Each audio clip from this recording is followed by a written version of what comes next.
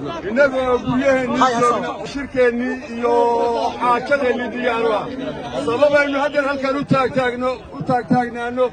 oo la yidhaahdo isimadu ha amreen haddii ay baydakyada ciidanka halkan joogaan ma jirto nin walba dagaalka meesha kaaga habboon waa inaad gashaa waana kii waajibka ahaa waxaynu ka sidannaa ma jirto gurigeennii baa salaaddii subax layna ku soo weeraray si hable oo deggan dagaalka u galay istaraatiijiyadda waad garanaysaan xaafadaha waad kala garanaysaan rag fara badan baa dhintay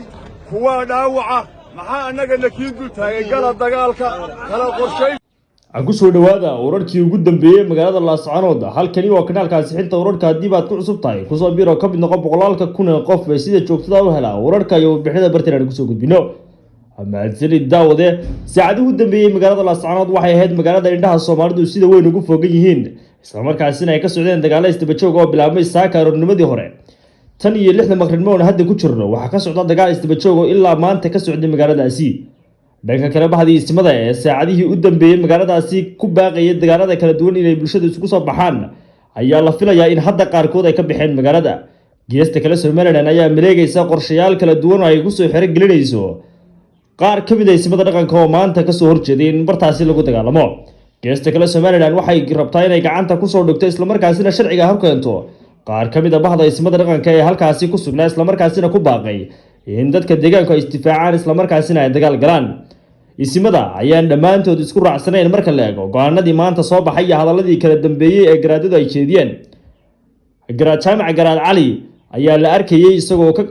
ka gabanaya kamarada isla markaasina ka cararaya garaad Ismaaciil goob uu kula hadlayay warbaahinta isla markaasina uu ka sheegayay in dagaal ay galaan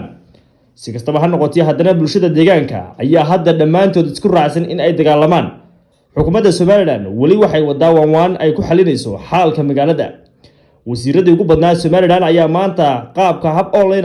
qaab online ku shiray isla markaasina kaga shirayay xaaladda magaalada Laascaanood balse go'aamo la taaban karo ilaa hadda ma aysan soo saarin walina bulshadu way u dhagtaagaysaa go'aamada kulanka wasiirada ka soo bixi doona kulankaasi waxaan ka maqnayn madaxweynaha Soomaaliland mudane Muuse Biixi Cabdi geesta kale gudoomiyaha golaha wakiilada Soomaaliland ayaa maanta warbaahinta la hadlay waxana uu sheegay in xaaladda Laascaanood ay madaxweynaha ugu heliyooli doonaan isla markaasina aragtidooda ay kaga qayb qaadan doonaan waxana uu gudoomiyuhu sheegay in magaaladaasi celaf weyn ee shalayto laga qaatay calanka buluuga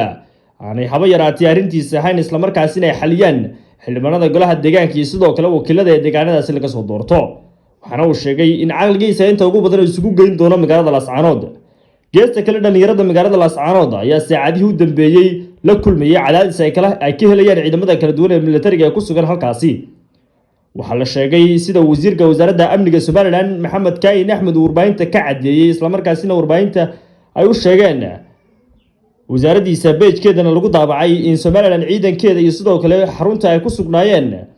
xubnaha wasiirada ah ee waanwaanta u jooga Laascaanood saaka aroornimadii hore weerar lagu soo qaaday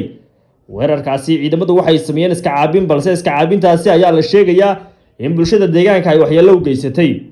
waxa la soo warinayay isla markaasina saacadii u dambeeyay baraha bulshada haystay sawirada iyo sidoo kale muuqaalada hooyo iyo 7 caruur oo ay dhashay oo gurigooda lagu dumiyay ilaa hadda lama sheegi karo cidda khasaarahaasi geysatay lamana xaqiijin karo in Soomaaliland khasaaraha ay geysatay iyo sidoo kale inay geysteen ciidamada deegaanka ee ku dhuumaalaysanaya deegaankaasi ilaa hadda waxa la arkayaa ciidamada oo aan ahayn kuwa si toos ah u tababaran kuwa deegaanka u dhashay oo ku dhex gabanaya gudaha magaalada isla markaasina ciidamada rasaas kaga ridaya bartamaha magaalada waxaana ay taasi sababaysaa in ciidamadu ay ku soo afufaan hubka ay hayaan ee ay kala joogaan konayaasha magaalada si walba ha noqotee inta ugu badan magaalada Laascaanood dadkii maatada ah ee halkaasi ku sugnaa waxay noqdeen kuwa ka qaxay magaalada hadda waxa isugu soo hadhay ciidamada oo kaliya iyo sidoo kale maatada oo 20% ka joogta magaaladaasi ma jirto bulsho isku dheelitiran oo deegaanka ku sugan balse waxa hadda gacanta ku haya ciidamo kala duwan oo is fadhiya si walba ha noqotee saaxiib yaal xaaladda Laascaanood waa mid ay indhaha bulshada Soomaalidu si weyn isha ugu hayso 24 saac ay nagu soo wajahan lamana dhayalsan karo hadda go'aanka ka soo bixi doono Soomaaliland maadaama maanta horey loo arkay go'aankii bahda ismada dhaqanku ay ku dhawaaqeen Laascaanood hadda waxa ka taagan colaad isdaba jooga waxaana xiran jidka halbowlaha xidhiidhiye Garowe iyo sidoo kale Hargeysa jidkaasi ayay xidheen ciidamada deegaanka u dhashay dhanka kale Soomaaliland ayaan hadda soo rogi doonta talaabooyin ay magaaladaasi xalkeeda ku keenayso la soco wararkii ugu dambeeyay ansixinta la soco wararkii ugu dambeeyay ee laascaanood kala soco ansixinta wararka mahadsanid daawade waxaas waa meelaha deganaaye waxaas ka carareen fulayaal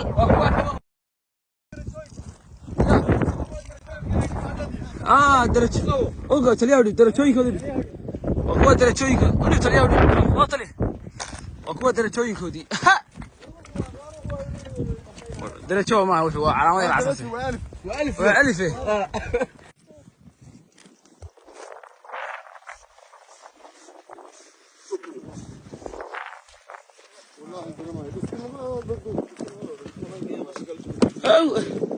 فضل وينه فضل وينه فضل وينه يلا أقوى لكودي كعرري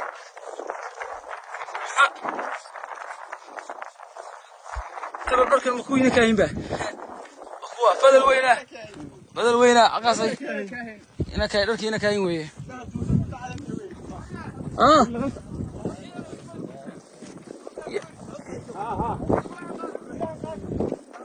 مقدلة دي بقى يا وسطيال يا قدليال واخوان فلسكودي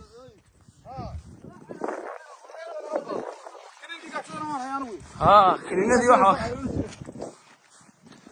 ها فهذا وينه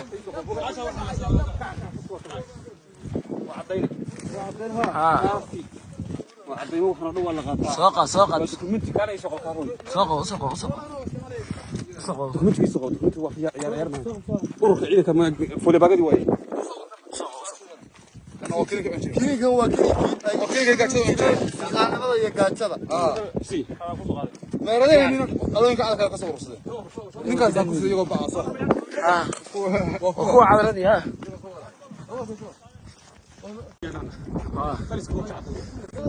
garanaya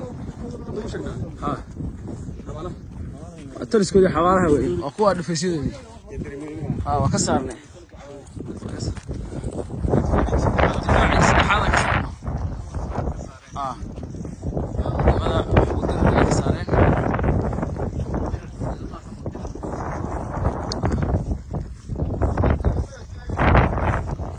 taliskoodii ugu weynaa weeye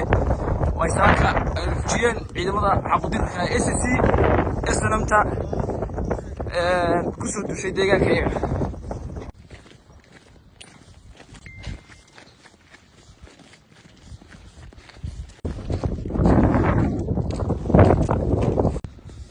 talisyo hor la ayaan ka qabsanay